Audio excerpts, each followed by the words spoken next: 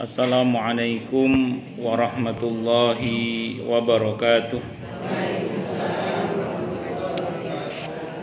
Bismillahirrahmanirrahim. Alhamdulillahi rabbil alamin. Wa bihi nasta'inu ala umurid dunya waddin. Wassalatu wassalamu ala ashrafil anbiya'i wal mursalin Nabiyillahi Muhammadin wa ala alihi wa ashabihi wa dzurriyyatihi ajma'in. Amma ba'd. Ashhadu an la ilaha illallah wa ashhadu anna Muhammadar Rasulullah wa ufawwidu amri ilallah. Innallaha basirum bil ibad.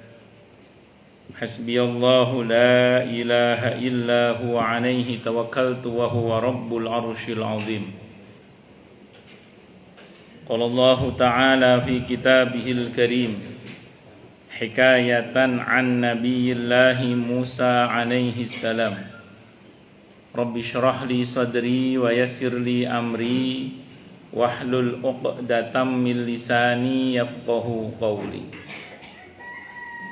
Para alim, para asatidah, para sepuh, para bini sepuh, para tokoh masyarakat, hadirin hadirat sekalian, hafizani wa hafizakumullah, bil khusus pimpinan cabang Muhammadiyah Bekasi Timur 1, Bapak Haji Heri Karim serta jajarannya, Ibu-ibu Aisyah, Majelis Tabligh dan yang semuanya saja, semoga selalu dalam naungan rahmat, barokah, perlindungan serta bimbingan Allah Subhanahu wa taala. Amin Allahumma amin insyaallah. Tentu pertama-tama mari kita haturkan puja dan puji syukur kita ke hadirat Allah Subhanahu wa taala dengan berucap alhamdulillahi rabbil alamin. Mudah-mudahan dengan hamdalah ini nikmat dari Allah untuk kita ditambah. Karena Allah telah berjanji dalam Al-Qur'an di surah Ibrahim ayat 7, A'udzubillahi samii'il 'aliim minasyaitonir rajim. Wa idz adzana rabbukum la in syakartum la azidannakum wa la in kafartum inna 'adzabi lasyadid. Jadi kalau kita bersyukur, sungguh nikmat dari Allah untuk kita ditambah. Dan kalau kita kufur, kita diingatkan oleh Allah akan siksa yang sangat pedih. Ini janji Allah, dan janji Allah dalam Al-Quran itu la raiba fi, tidak ada keraguan di dalamnya. Di antara penjelasan la raiba fi adalah siapapun yang mengamalkan isi Al-Quran dengan keimanan dan keyakinan, maka Allah akan tunjukkan kebenaran Al-Quran itu kepadanya hingga tiada lagi keraguan dalam hatinya. Salawat dan salam semoga tercurah limpahkan untuk junjungan kita Nabi besar Muhammad sallallahu alaihi wasallam. Semoga kita semua diakui sebagai umat beliau. Amin Allahumma amin insyaallah. Saya wasiatkan terutama untuk diri saya sendiri dan panjenengan semua, Anda semua, kita semua, agar terus berusaha meningkatkan ketakwaan kita kepada Allah Subhanahu wa ta'ala. Karena dengan takwa itulah kita bisa memperoleh derajat yang sangat tinggi dengan sesungguhnya di sisi Allah Subhanahu wa ta'ala. Hal ini didasarkan kepada firman Allah Subhanahu wa ta'ala dalam Al-Quran di surah Al-Hujurat ayat 13. A'udzubillahi samii'il 'aliim minasyaitonir rajim. Ya ayyuhan nasu inna khalaqnakum min dzakarin wa untha wa ja'alnakum syu'uban wa qabaila lita'arafu inna akramakum 'indallahi atqakum al-ayah. Wahai manusia, sesungguhnya kami telah menciptakan kalian dari seorang laki-laki dan seorang perempuan, berkembang menjadi bersuku-suku dan berbangsa-bangsa agar kalian saling mengenal. Sesungguhnya yang paling mulia di antara kalian di sisi Allah adalah yang paling bertakwa. Allah juga berjanji akan memberikan bonus bagi siapapun yang sungguh-sungguh bertakwa kepada Allah, berupa solusi atau jalan keluar dari setiap masalah yang dia hadapi. Dan Allah juga berjanji akan memberinya rizki dari arah yang dia tidak duga sebelumnya. Hal ini didasarkan kepada firman Allah Subhanahu wa ta'ala dalam Al-Quran di surah At-Talaq ayat 2 dan 3. A'udzubillahi sami'il alim minasyaitonir rajim. Wa may yattaqillaha yaj'al lahu makhraja wa yarzuqhu min haitsu la yahtasib. Dan barang siapa orang yang bertakwa kepada Allah, maka Allah akan berikan dia jalan keluar dan rezeki yang tak terduga. Di tempatnya Allah berfirman, wa may yattaqillaha yaj'al lahu min amrihi yusra. Siapa yang bertakwa kepada Allah, maka Allah akan jadikan urusannya mudah. Semoga kita semua minal muttaqin, bahkan lil muttaqina imama. Amin. Allahumma amin insyaallah. Bapak Ibu sekalian, hafizani wa hafizakumullah. Ada sebagian orang itu kalau tertimpa musibah, dia berkata, iya ini lagi diuji gitu. Masih perlu bersabar lagi. Memang sifat kehidupan di dunia ini dikenal dengan istilah darul fitan, tempat di mana penghuninya diuji oleh Allah Subhanahu wa ta'ala. Berdasar antara lain pada firman Allah dalam Al-Quran di surah Tabarak atau Al-Mulk ayat 2 itu, alladzi khalaqal mauta wal hayata liyabluwakum ayyukum ahsanu amala wa huwal azizul ghafur. Jadi Allah yang menciptakan hidup dan mati dengan segala pernak-perniknya itu untuk menguji kalian siapa yang paling baik amal perbuatannya. Jadi memang dunia ini darul fitan, tempat di mana penghuninya diuji. Dengan kata lain, dunia ini memang medan jihad, medan perjuangan. Kesalahan kita adalah ingin beristirahat di medan juang. Itu kesalahan kita. Jadi kesalahan kita adalah ingin beristirahat di medan juang. Berapa banyak orang yang berkata, saya sudah tua, saya mau istirahat. Terus diajak aktif di masjid, tidak mau. Diajak aktif di majelis taklim, tidak mau. Diajak aktif dalam kebaikan, tidak mau. Alasannya apa? Saya sudah tua, saya mau istirahat. Nah, saya sering bilang di mana-mana itu, sudah tua kok mau istirahat, mau mati kok mau istirahat. Mau mati kok malah istirahat. Jadi harusnya kalau tahu kita mau mati, harusnya semakin bermanfaat.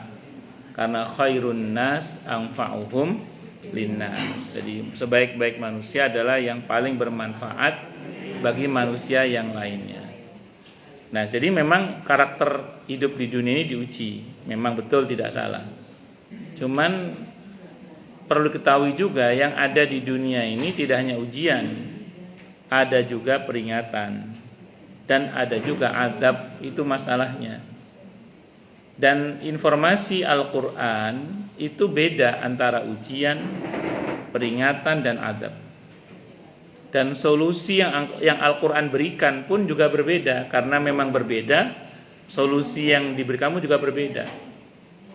Maka disinilah pentingnya kita punya kemauan dan kemampuan untuk mendiagnosa, tentu dengan kejujuran hati, apakah yang terjadi pada kita itu ujian atau peringatan, atau jangan-jangan juga azab.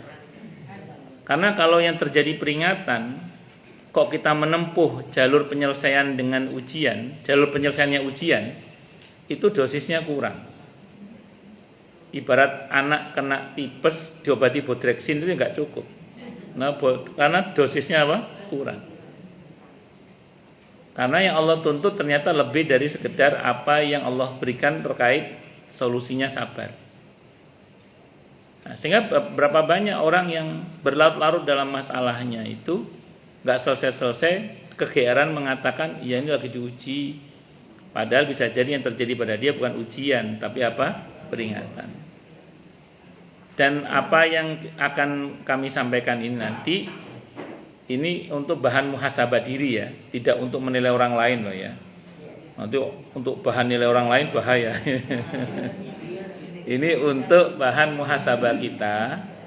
Dan kalaupun untuk orang lain, kalau orang lain minta dimuhasabahi tidak apa-apa.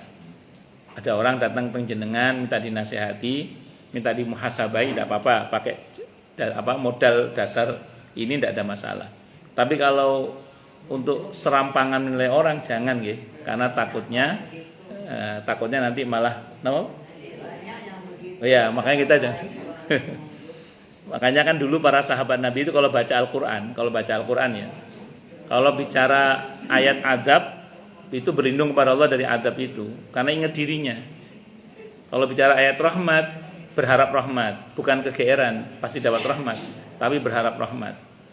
Ya, kesalahan orang dalam baca Al-Qur'an itu ketika dia baca Al-Qur'an tentang adab, dia ingat temannya gitu. Kalau bicara ayat rahmat ingat dirinya. Begitu ayatnya bicara tentang orang-orang yang beriman, yang pasti beruntung itu, langsung dia dalam hati berkata, saya masuk ini, saya masuk ini. Ujub. Begitu bicara ulaika humul kafirun, ulaika humul fasikun, ulaika yang jelek-jelek itu langsung ingat temannya. Itu dia masuk itu. Kita jangan begitu. Jadi emang ini kita buat bagian apa bahan muhasabah kita. Baik. Bismillahirrahmanirrahim. Yang pertama kita bicara ujian ya, Biasanya kalau kita bicara ujian, kita berangkat dari firman Allah dalam Al-Qur'an di surah Al-Baqarah ayat 155 itu. Iya, betul. Jadi disebutkan dalam ayat itu, a'udzubillahi samii'il 'alim minasyaitonir rajim. Itu dia yang ngomong walana bulanakum itu istrinya Pak Pardio tuh. Oh, nggih. Bukan istrinya Pak Pardio. Nggih ta? Udah nggih. Suaranya saya hafal suaranya.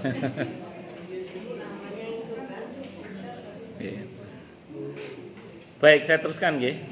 Walana bluwannakum. Kenapa? Kalau Pak Pardio siapa? Dangge betul tuh? Dangge kan? Loh, sanes. Dangge toh? Dangge. Istrinya Pak. Pak Pardio mboten ngaku, Pak. Lanjut. Walana bluwannakum. Sungguh kami akan uji kalian.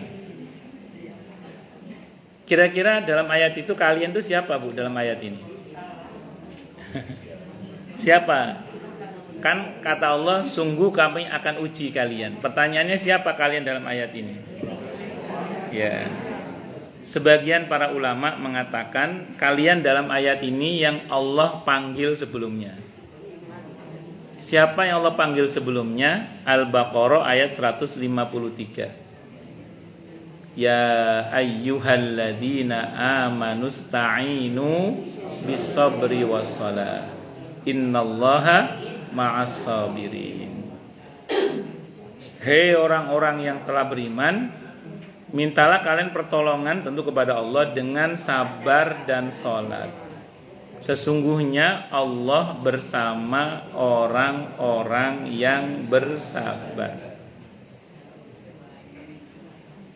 Jadi Ibu, kalau kita ini udah berusaha beriman dan beramal soleh dengan baik dan benar, kalau kita udah berusaha bersabar dalam menjalani hidup, kalau kita udah berusaha untuk mengamalkan apa yang Allah perintahkan seperti sholat dan yang lain-lainnya, gampangane kita ini udah berusaha memperbaiki hubungan dengan Allah dan dengan sesama lah. Berusaha bener lah kalau bahasa kita. Kok masih terjadi juga hal yang tidak kita inginkan? Namanya manusia gitu. Kadang terjadi juga apa yang tidak kita inginkan. Baik sangka aja sama Allah, insya Allah itu ujian. Insya Allah itu ujian. Asal memang terkonfirmasi loh, sebelumnya kita sudah berusaha mengimani Allah dengan baik dan benar, berusaha bersabar dalam menjalani hidup, berusaha untuk mengamalkan perintah-perintah Allah, diantaranya sholat. Itu istilah sholat itu itlaqul juz'i iradatul kul. menyebut sebagian, maksudnya semua perintah Allah, semampu kita tentunya. Wis berusaha ndalan, kalau orang Jawa bilang wis ndalan, wis berusaha kita istiqomah di jalan Allah.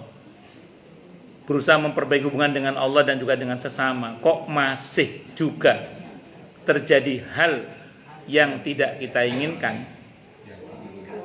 Baik sangka saja pada Allah, insya Allah itu napa namanya? Ujian. Kalau ujian, Quran cuman ngasih solusi sabar. Wala nabluwannakum bisyai'im minal khaufi wal ju'i wa naqsin minal amwali wal anfusi was samarat wa basyiris sabirin. Sabar cukup. Kalau ujian, sabar cukup. Dan inti dari sabar itu pada kemampuan mengendalikan diri. Sehingga saya sering sampaikan di sini, orang sabar itu boleh marah, tapi dia tidak akan marah-marah. Ya, karena kalau marah terkendali berarti. Kalau marah-marah berarti sudah tidak terkendali. Ini sering saya sampaikan, marah yang terkendali itu marahnya tanpa amarah. Marahnya fokus, marahnya ngasih solusi.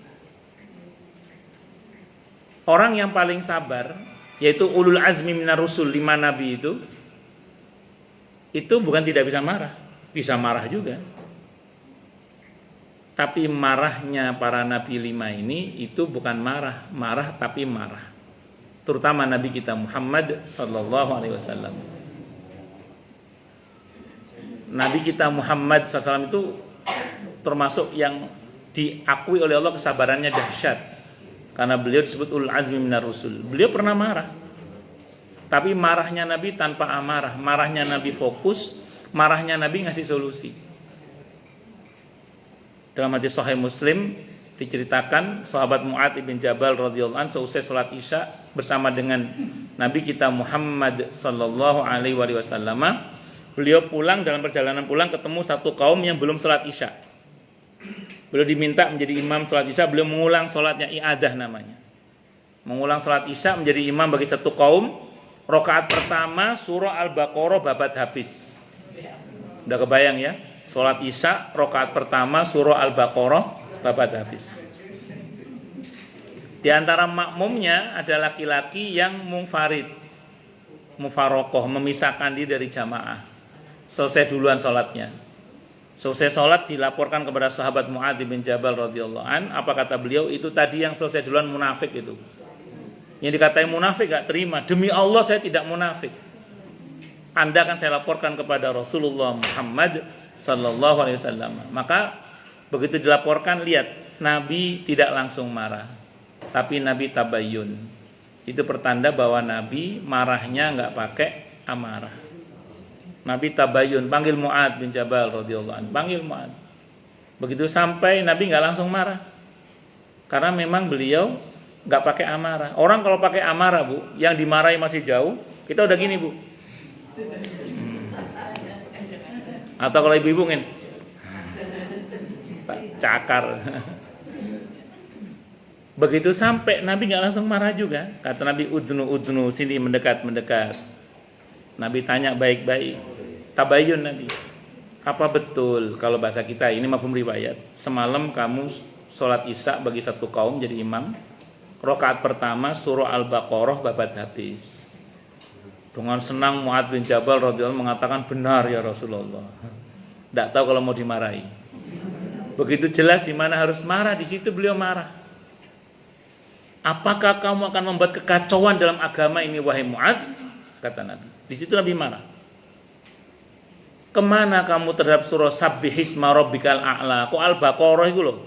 Kok enggak surah Sabbihisma Rabbikal A'la? Terus marahnya Nabi itu fokus, enggak kemana-mana. Karena ada orang itu marahnya 7 menit, 7 jenis binatang keluar semua itu ya ada. Bahkan ada orang kalau marah itu sambil ngabsen binatang di Ragunan itu ada. Apalagi kalau yang ngabsen orang Jawa Timur itu binatang tertentu yang keluar ya. Itu di belakang kamu itu Mu'adz, itu Nabi fokus marahnya kamakal. Ada orang tua, ada orang sakit, ada yang punya hajat, ada yang punya anak kecil. Fokus marahnya Nabi. terus ngasih solusi. Kalau kamu mau lama wahai Mu'adz, kerjakan saat kamu sholat sendiri. Jadi orang sabar itu bukan tidak boleh marah, tapi dia tidak akan marah-marah. Karena marahnya orang yang sabar itu marahnya terkendali. Marahnya tanpa amarah, marahnya fokus, marahnya ngasih solusi. Itu yang pertama. Orang sabar boleh sedih, boleh nangis, tidak apa-apa. Tapi tidak akan meratap. Saat Nabi kena musibah, cucunya meninggal dunia, putranya meninggal dunia, putrinya meninggal dunia, apa kata Nabi? Kami bersedih. Tapi kami tidak akan berkata-kata kecuali yang Tuhan kami ridho. Ya, kami bersedih. Nabi bersedih. Tapi kami tidak akan berkata-kata kecuali yang Tuhan kami ridho. Aukamakal. Mau sesedih-sedihnya kita ngomong saomong sing jelas nggih. Yang jelas Allah ridho. Jangan ngomong yang berdampak buruk kepada diri kita sendiri. Karena kadang al-bala muwakkalun bil mantiq, kata para ulama gitu. Kadang kecelakaan itu atau musibah itu dikaitkan dengan omongannya sendiri. Makanya ngomong saomong hati-hati. Saya itu pernah ketemu dengan seseorang, ketika dulu suaminya ngomong apa, itu kejadian pada istrinya gara-gara suaminya ngomong apa dulu. Makanya hati-hati ya, omong saomong napa hati-hati. Nah, makanya terus kemudian Nabi kita Muhammad sallallahu alaihi wasallam itu wanti-wanti betul kepada seseorang yang lagi tertimpa musibah, kata beliau, berkatalah yang baik karena perkataan kalian diaminkan oleh para malaikat. Nah itu makanya dengan sabar cukup. Nah, seringkali ujian dari Allah itu cuman satu soalnya, seringkali ujian dari Allah itu soalnya cuman satu. Yang seringkali nambah soal itu kita. Saya ulang ya, yang seringkali nambah soal itu siapa? Kita. Contoh. Ada orang diuji oleh Allah soalnya cuma satu, miskin. Soalnya cuma satu, miskin. Kalau dia sabar, walaupun tampaknya kurang, insya Allah tidak akan kekurangan, insya Allah. Cobaannya, ujiannya cuma satu, miskin. Kalau dia sabar, insya Allah walaupun tampaknya kurang, tidak akan kekurangan, insya Allah. Kenapa? Karena sabar. Karena orang sabar itu dekat dengan pertolongan Allah. Innallaha ma'as sabir. Tapi kalau nggak sabar, nggak bisa mengendalikan diri, miskin.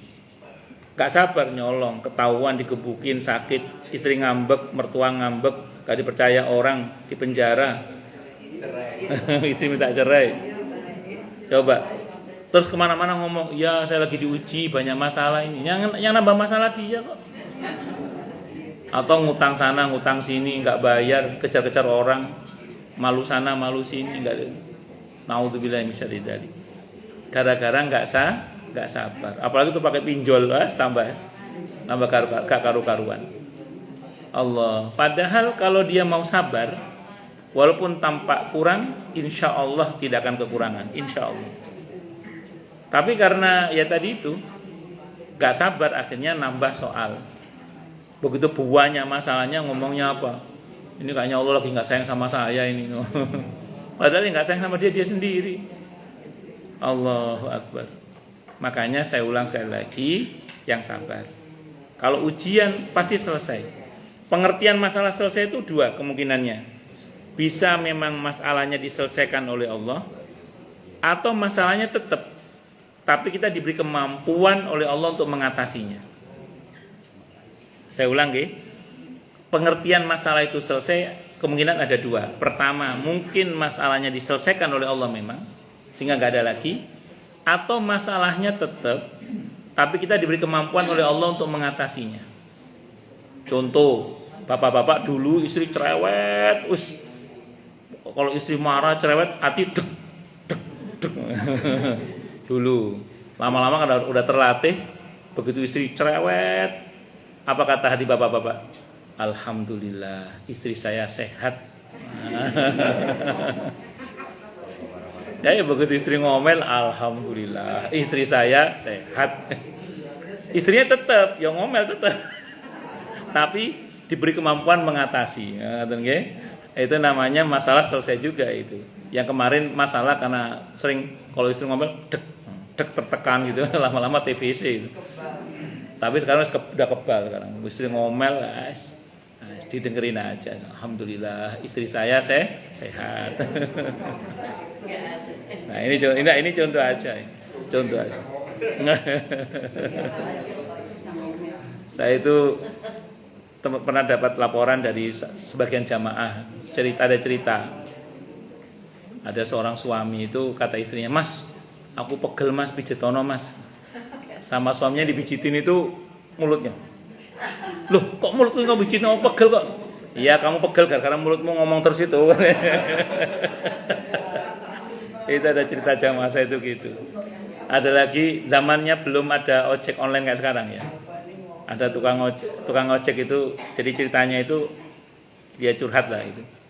"Saya itu pulang itu Ustadz, istri itu nggak pernah terima kasih. Saya pulang bawa 50.000 diomelin, bawa 100.000 diomelin, bawa 200.000 diomelin Ustadz.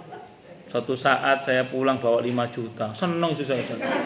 Loh, Mas, kok gede banget ada 5 juta? Iya Dek, tapi besok aku nggak ngojek lagi. Kenapa? Motornya tak dol." Motornya dijual.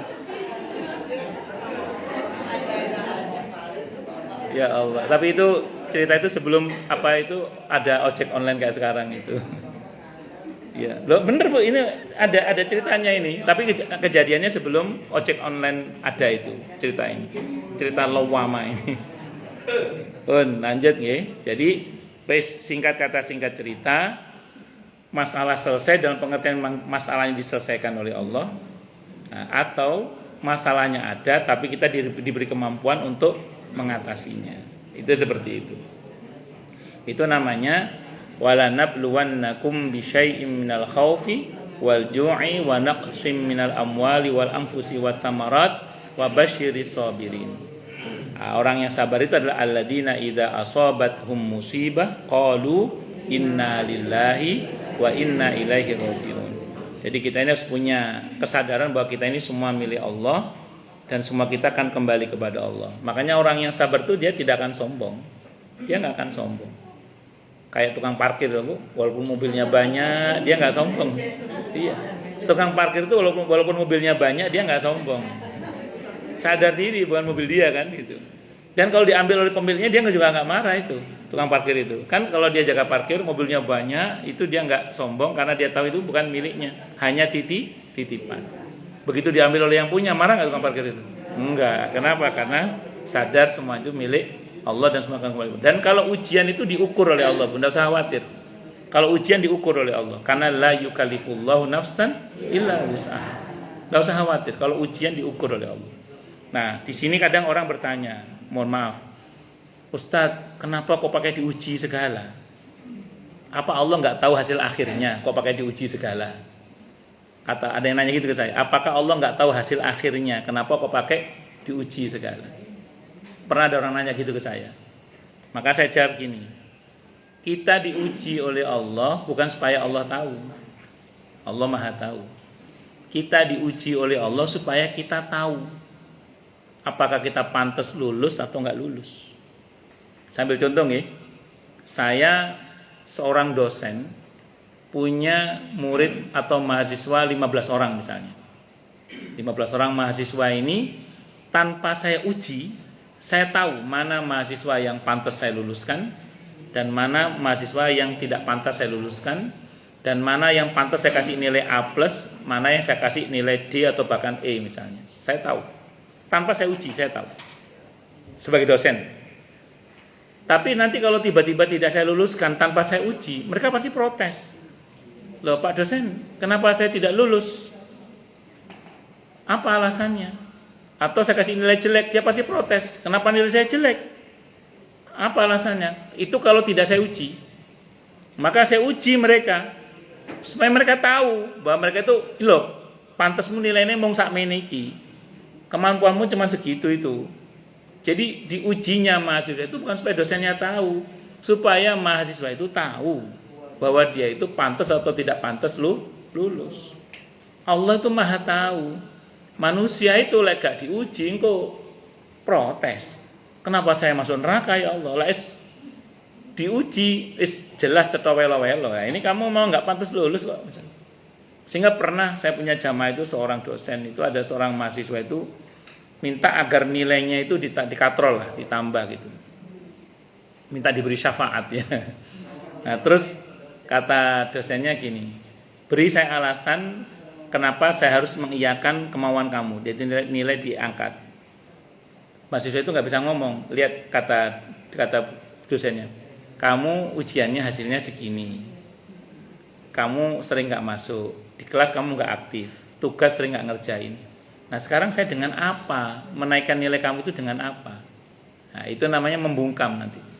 Makanya kenapa kita diuji bukan supaya Allah tahu, tapi supaya kita tahu.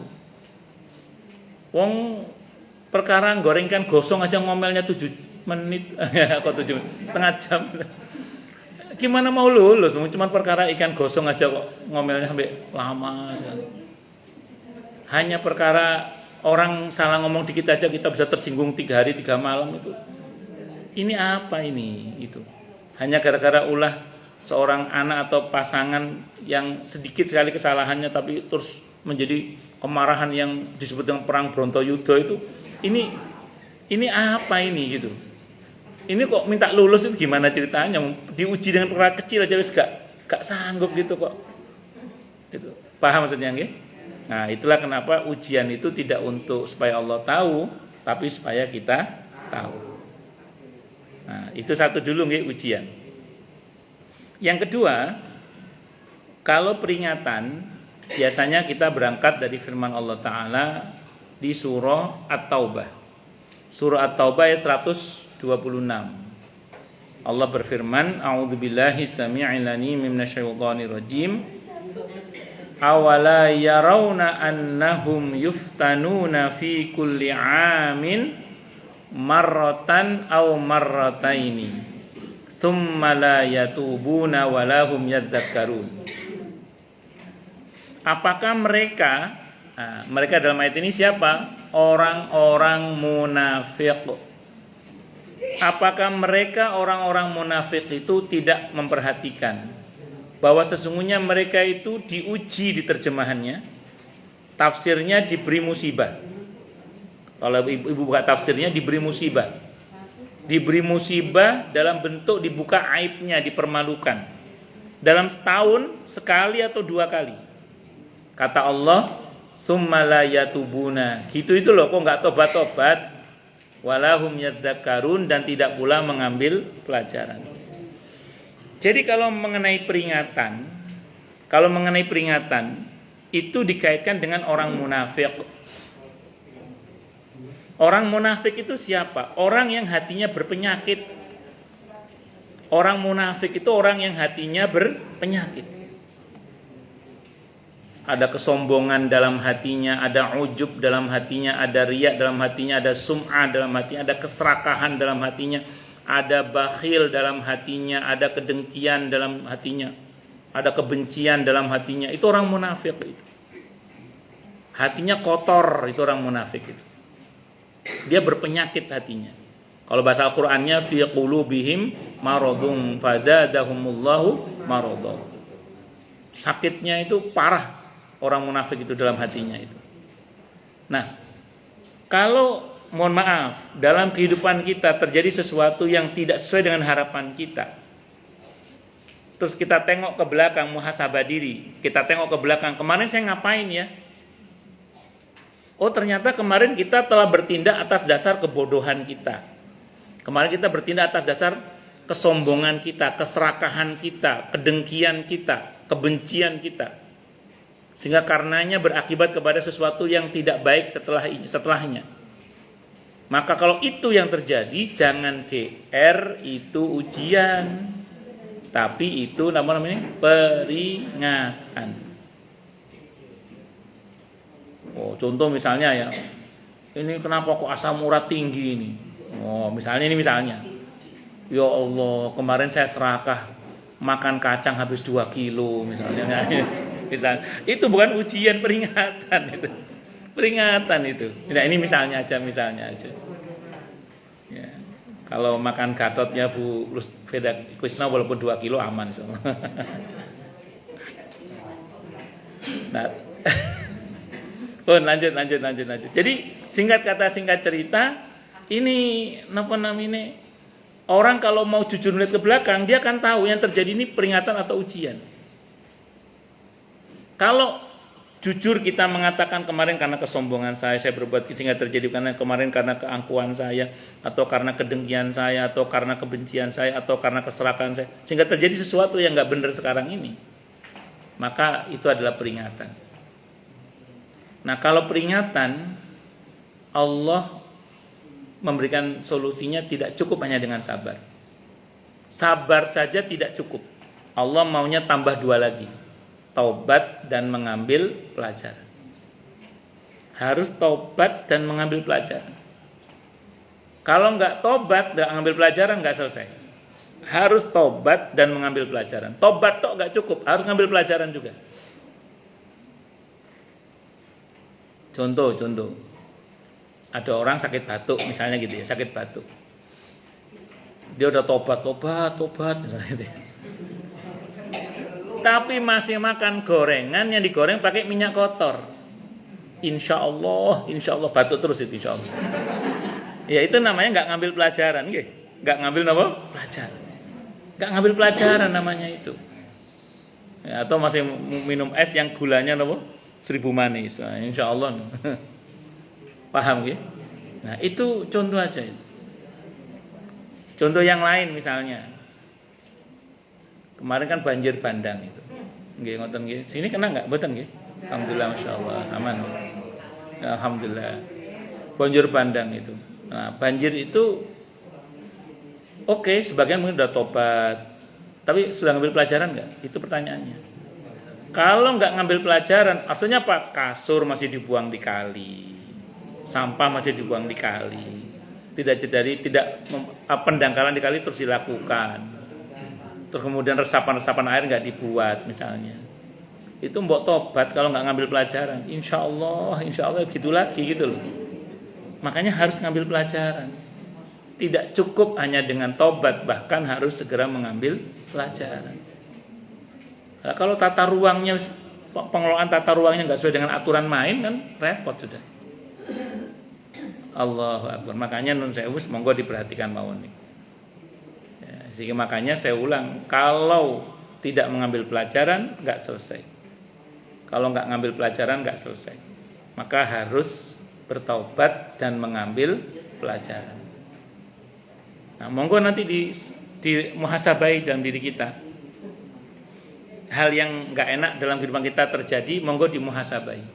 Kira-kira yang terjadi pada kita ini peringatankah? Kalau peringatan, sabar nggak cukup, harus mengambil pelajaran.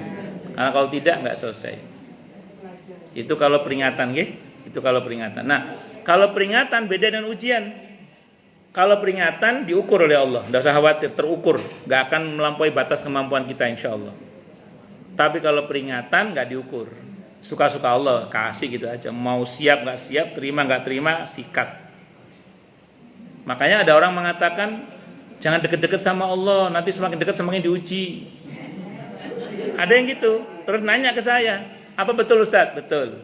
Semakin dekat dengan Allah semakin diuji, semakin jauh dari Allah semakin tidak diuji. Betul, tidak salah. Tapi jangan berkata jangan dekat-dekat sama Allah. Gini loh, kalau dekat sama Allah diuji, kalau jauh dari Allah nggak diuji, dikemplang. Nah, pilih mana? Diuji apa dikaplok? Monggo, pilih diuji apa dikaplok. Kalau diuji diukur. Tapi kalau dikemplang gak diukur, suka-suka Allah udah. Nah, makanya dan siklusnya kalau peringatan itu memberat. Kalau peringatan itu memberat, tambah suwe munda apot. Tambah lama itu tambah berat, bukan tambah ringan, tambah berat, tambah memberat. Itu maka Allah bilang tadi setahun itu sekali atau 2 kali, berkali-kali. 2 blek guys ya. Diperingatkan 2 blek guys ya. Nah, kalau model begitu peringatan ujungnya bisa menjadi adab. Nah, ini adab kita bahas sekarang, adab sekarang. Kalau adab itu, kalau diperingatkan udah nggak bisa jadi adab yang turun nanti. Adab itu karakternya yang pertama menghabiskan, adab itu. Adab itu karakternya menghabiskan. Allah berfirman dalam Al-Quran di surah Fatir ayat 45 itu.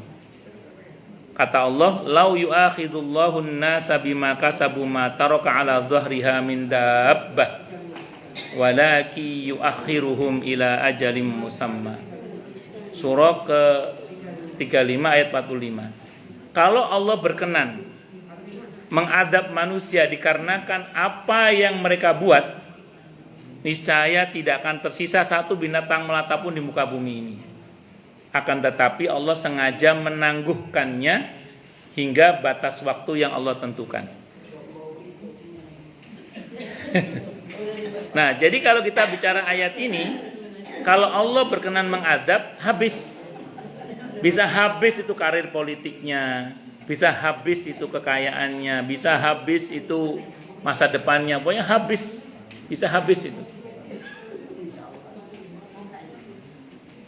Tapi untungnya Allah di ayat ini mengatakan Allah nggak senang mempercepat adab.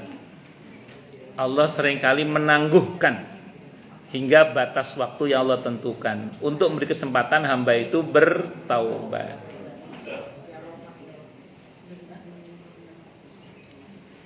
Dan kalau adab itu biasanya berdampak, kanan kiri depan belakang atas bawah kena semua biasanya kalau adab itu. Jadi kalau adab biasanya kanan kiri depan belakang atas bawah kena semua, berdampak kanan kiri depan belakang atas bawah kalau adab itu. Sehingga Allah berfirman dalam Al-Quran di surah Al-Anfal surah ke-8 ayat 25 itu, wattaqu fitnatal la tusibannal ladzina zalamu minkum khassah. Takutlah kalian pada bencana yang kalau turun itu tidak hanya mengenai orang-orang yang zalim saja. Jadi kanan kiri depan belakang atas bawah bisa kena semua, itu kalau adab. Yang diadab tentu yang maksiat. Bagi orang beriman yang kena dampaknya itu ampunan dan rahmat. Tapi makanya kata Nabi apa? Kalau kalian melihat ada orang melubangi perahu, cegah. Karena yang tenggelam tidak cuma dia. Jadi kalau ada orang buang kasur di kali, jangan cuma diam aja. Kalau kita nggak punya nyali, laporkan kepada yang berwenang agar supaya diambil tindakan. Loh yang berwenang buang kasur juga, oh yang buang maneng ngono. Loh kan pernah ketahuan kan? Ada mobil truk sampah tertentu buang sampah di kali, sempat di syuting itu kan, viral di media sosial. Oh yang berwenang buang sampah pisan yang buang maneng lah ngono caranya. Makanya gini, ini catatan penting. Pesan Nabi itu catatan penting itu. Kalau ada orang melubangi perahu, jangan diam aja. Karena yang tenggelam nggak cuma dia. Iya, makanya kita harus peduli untuk beramar ma'ruf nahi mungkar. Tentu sesuai dengan kapasitas kita ya.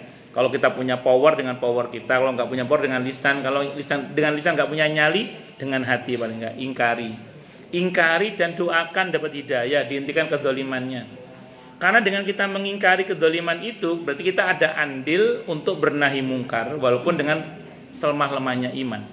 Dan kalau adab turun, insya Allah kita selamat. Jadi orang yang peduli dengan amar ma'ruf nahi mungkar itu saat adab turun, kalau memang nggak bisa dicegah lagi, itu dia selamat. Kalau kita nggak peduli, bisa kena dampaknya. Walaupun secara umum yang terkena dampak itu untuk orang-orang yang baik itu menjadi rahmat dan ampunan bagi mereka. Contoh ini contoh, ada seorang suami, naudzubillah ya, ada seorang suami berzina dengan pelacur. Pelacurnya mengidap virus HIV/AIDS. Terpapar nggak kira-kira ya? Yeah. Oke, tertular. Terus dia pulang senggama dengan istrinya. Kena nggak istrinya? Oke, ternyata hasil senggama malam itu hamil dia. Kena juga anaknya? Kena. Yang diadab siapa? Suaminya. Tapi yang kena dampaknya siapa? Anak dan istrinya. Iya. Makanya adab itu bisa berdampak kanan kiri, depan belakang, atas bawah, bisa kena semua, hati-hati. Bun. Terus ini maha baiknya Allah ya. Kadang seringkali sebelum adab itu turun, Allah kasih istidraj dulu kadang nggak selalu sih, cuman kadang Allah kasih istidraj terlebih dahulu. Dilulu dulu Sebagaimana firman Allah dalam Al-Quran surah Al-An'am ayat 44. Falamma nasu ma dzukkiru bih fatahna alaihim abwaba kulli syai' hatta idza farihu bima utu akhadnahum baghtatan fa idahum mublisun. Maka ketika mereka mulai melupakan peringatan yang Allah berikan pada mereka, diingetin dablek. Ya wis, kata Allah, fatahna alaihim abwaaba kulli syai'. Kami buka pintu-pintu segala sesuatu. Tambah durhaka, tambah sukses, tambah durhaka, tambah berhasil. Kata Allah, hatta idza farihu bima utu. Hingga ketika dia telah mencapai puncak kebahagiaannya dalam kedurhakaan itu, hatta itu li ghayatil intiha, pok-pokan puncak. Hingga ketika dia telah mencapai puncak kebahagiaannya itu, kata Allah, akhadnahum baghtatan. Kami siksa dia secara tiba-tiba, sekonyong-konyong koder. Pokoknya baghtatan itu sekonyong-konyong koder. Baghtatan itu ujuk-ujuk, mak jegaglik, mak bedunduk tiba-tiba. Faidahum mublisun, seketika itu dia kaget dan berputus asa. Kalau dia kaget dan berputus asa masih sempat tobat, hidup, alhamdulillah. Yang repot adalah kaget serangan jantung mati. Nah, repot, gak sempat tobat. Naudzubillahi min syarri dzalik. Dan berapa banyak kan orang yang 3 bulan yang lalu dipanggil yang terhormat, sekarang dipanggil yang tersangka. Dan kita gara-gara ngoplos nopo niku. Nah, berapa bulan yang lalu dipanggil yang terhormat, sekarang dipanggil yang tersangka. Berapa banyak orang yang berapa tahun yang lalu dipanggil yang mulia, sekarang dipanggil yang terpidana. Berapa banyak orang yang hari ini pensiun, besok jadi tersangka, itu ada. Dan itu bukan orang miskin, orang yang uangnya banyak itu.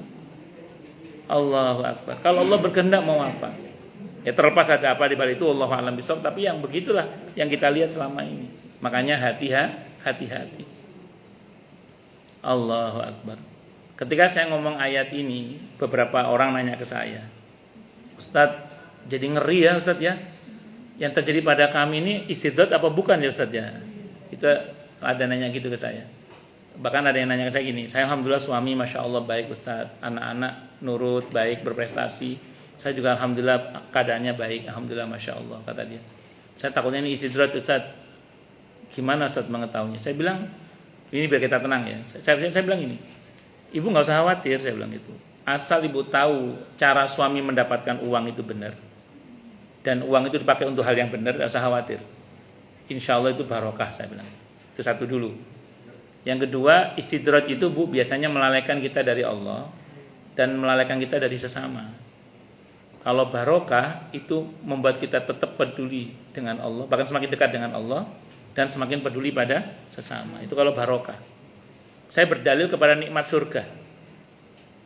Nikmat surga itu nikmat yang pasti diberkahi oleh Allah. Dan nikmat surga itu dahsyat. Tapi penikmat surga, ahli surga itu tidak lalai dari Allah. Surah Yunus, surah ke-10 ayat 10. Ahli surga itu senangnya apa? Subhanakallahumma wa tahiyyatuhum fiha salam wa akhiru da'wahum anil hamdulillahi rabbil alamin. Ahli surga itu dikit-dikit subhanallah, alhamdulillah. Ahli surga itu assalamualaikum, ahli surga itu zikir, ingat akan Allah dan peduli pada sesama.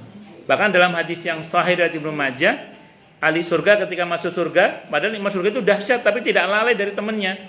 Dalam hadis yang ini hadis qudsi, hadisnya dari Ibnu Majah, hadisnya sahih. Saya baca di samping ada dalam kumpulan sahih hadis qudsi, ada dalam kitab At-Tadhkirah Imam Al-Qurtubi.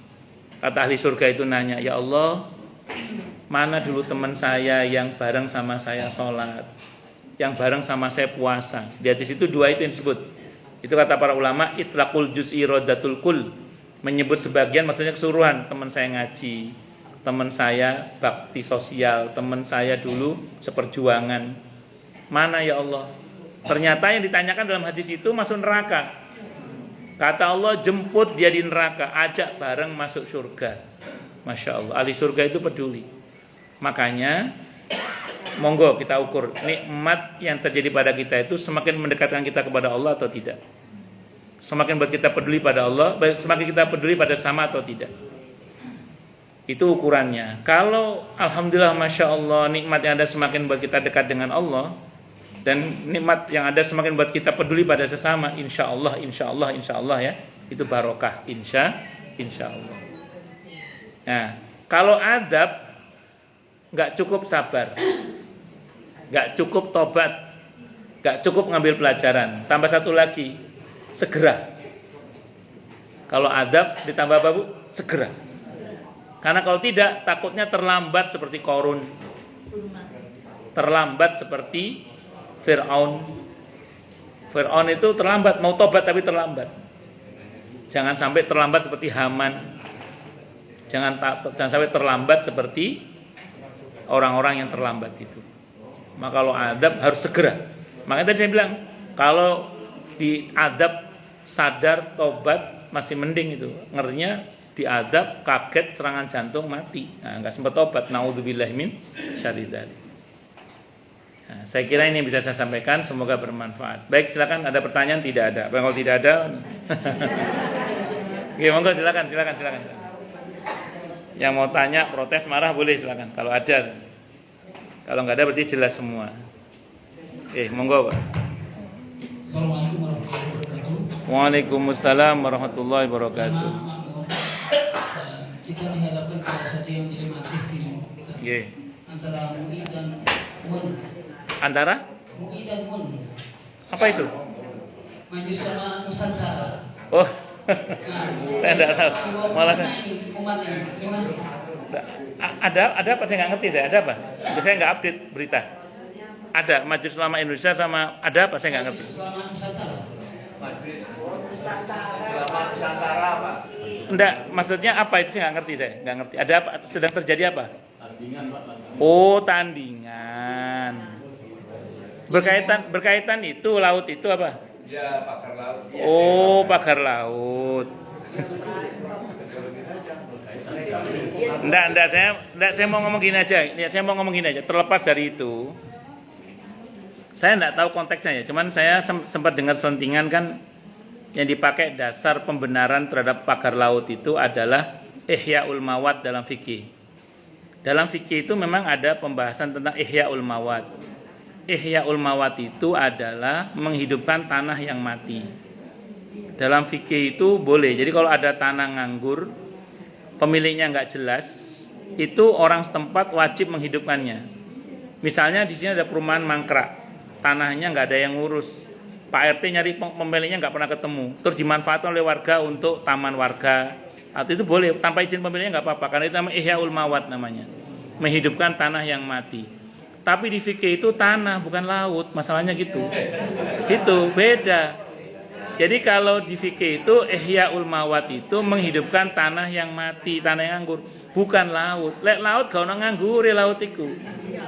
Iya, iya. Lah justru nelayan malah susah mau ngambil ikan di situ kan gara-gara dipageri kumang gitu. Jadi itu persepsi fikihnya memang nun sewu harus dikoreksi ulang menurut saya ya, sependek yang saya pahami. Tapi terlepas dari MUI atau MUN itu saya kurang tahu detailnya. Tapi kalau itu yang dimaksud adalah saya ini bukan ahli fikih, cuman saya itu penggemar fikih. Saya termasuk orang fikih lah gitu ya. Ya sependek yang saya pahami di fikih itu yang dimaksud dengan Ihya'ul Mawad adalah menghidupkan tanah yang mati, bukan laut. Bukan laut. Laut enggak termasuk. Laut itu enggak ada nganggurnya, laut itu. Ngoten nggih Pak nggih. Wallahu a'lam bishawab. Ya kita enggak usah ikut arus itu, Pak. Nggih. Monggo. Selanjutnya. Nggih, monggo silakan.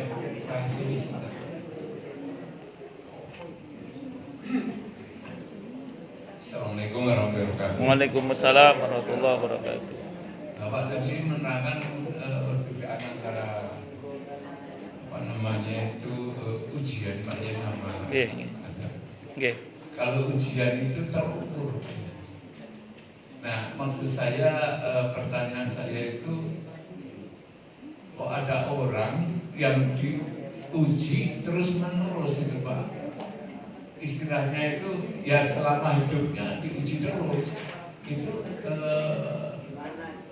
berarti tidak terukur Pak. Terukur Pak ya. Tidak seperti itu. Sampun. Bagus. Pertama gini ya. Di kitab Riyadhus Shalihin itu Nabi membuat gambar. Garis ada garis-garis kecil-kecil itu. Kata Nabi ini umur manusia, kota itu umur manusia, ini angan-angannya, ini tantangan dan ujian-ujian dalam hidupnya. Jadi begitu dia lolos dari sini akan masuk lagi ke ujian yang ini, terus gitu aja. Jadi kita ini Bu, selama hidup itu memang dasarnya diuji terus memang. Sampai kapan? Sampai kita menghadap kepada Allah. Cuman ujian itu ada dua macam memang. Ada ujian yang nikmat, ada ujian yang sengsara lah gitu.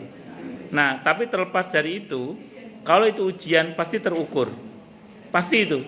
Makanya gini, kita ini nggak bisa menilai orang lain dengan kita. Non sewu nggih, ada orang ditimpa musibah, kita nggak kebayang. Kalau itu terjadi pada kita nggak kebayang. Tapi ternyata beliau enjoy aja, santai aja. Contoh lah, yang terjadi pada Nabi Yunus. Yang terjadi pada Nabi Ayub alaihissalam misalnya. Itu kalau pakai ukuran kita nggak kuat kita itu, nggak kuat. Tapi bagi Nabi Ayub itu biasa aja. Jadi kalau buka kisah Sul Anbiya, kisah para nabi dalam tafsir Ibnu Katsir itu ada. Itu ketika istrinya bilang sama suaminya, Mas Nabi kalau bahasa kita ya kan Nabi Ayub, ya kan Nabi suami, Mas Nabi, boya minta sembuh gitu loh, jenengan kan Nabi. Kata Nabi Ayub itu jawabannya apa? Oh kamakal ya. Saya sehat berapa tahun? 40 tahun. Saya sakit berapa tahun ini? Saat itu kata istrinya ada beberapa riwayat 18 tahun. Kata Nabi Ayub apa? Kurang lama kata. Nabi Ayub itu. Iya.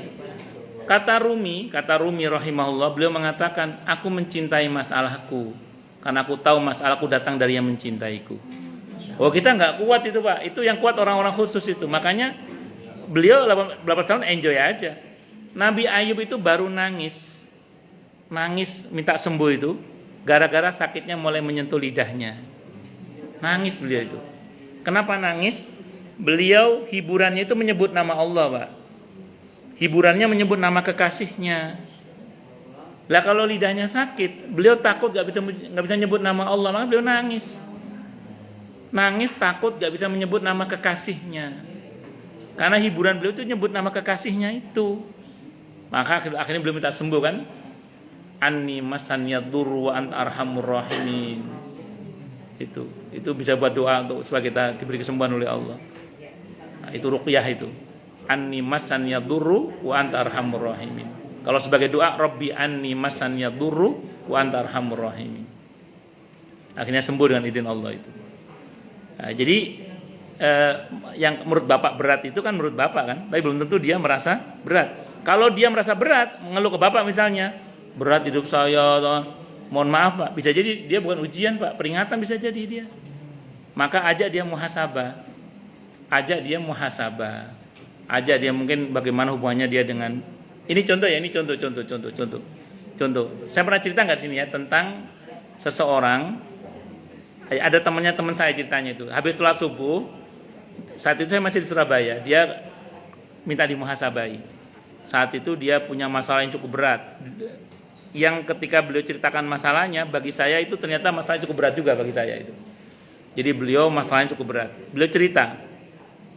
Terus karena minta dimuhasabai, saya tanya, sampean hubungannya dengan Allah bagaimana? Saya tanya. Ini muhasabah namanya. Ini buat pelajaran ya, mengambil pelajaran. Kata dia, saya nggak ada masalah dengan Allah Ustaz. Saya nggak ada masalah katanya. Ya wes bagus lah. Artinya dia beribadah, dia tidak syirik. Oke, dengan Allah nggak ada masalah. Pertanyaan saya berikut yang kedua, bagaimana sampean dengan orang tua sampean? Saya tanya gitu. Begitu saya tanya orang tua, dia terdiam Pak. Apa dia bilang? Ya Allah, sudah lama saya tidak mendoakan kedua orang tua saya. Sudah lama saya tidak mendoakan kedua orang tua saya. Ya wes, doakan orang tua jenengan, saya bilang gitu. Akhirnya saya masih ingat betul itu, habis subuh kita ngobrol, nggak lama masuk waktu duha kan. Dia sholat duha, saya dengar dia mendoakan orang tuanya. Qaddarallah, zuhur ketemu lagi, saya dengar dia mendoakan orang tuanya. Asar ketemu lagi, saya dengar dia mendoakan orang tuanya. Maghrib ketemu lagi, Isya ketemu lagi. Di semua waktu itu yang saya ketemu, saya dengar pakai kuping saya dia mendoakan orang tuanya. Berkali-kali dia doakan orang tuanya. Isya belum turun tangannya dia mendoakan orang tuanya, HP-nya bunyi Pak. HP-nya Nokia 3315.